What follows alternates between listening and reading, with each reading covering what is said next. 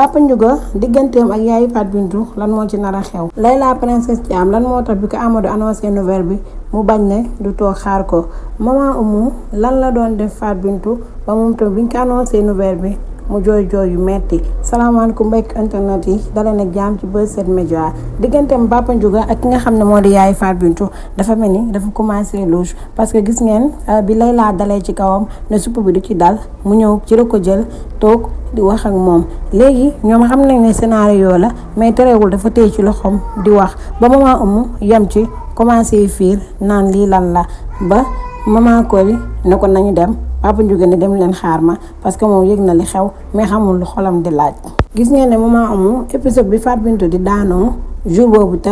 kii Khalil jot audio bi gis ngeen maman Oumou doon na taal def ay affaire am def ay suuram mais maman Oumou jour boobu lan la doon def Fatou Bintou loolu noonu nag question bu moo nekk si mbokk yi seetaan ñëpp te kenn xamul ba tey lan la maman Oumou doon def. Layla lan moo tax nangu tax xaar ki nga xam ne moo di Amadou dafay bañ a dundaat le passé wala trahir bi mu dundoon envers ku mu doon bëgganteel ba mariage bu mujjewul am loolu lay bañ mu dalaat ko wala daf koy fiire wala dafa foog na bu demee dafay dee.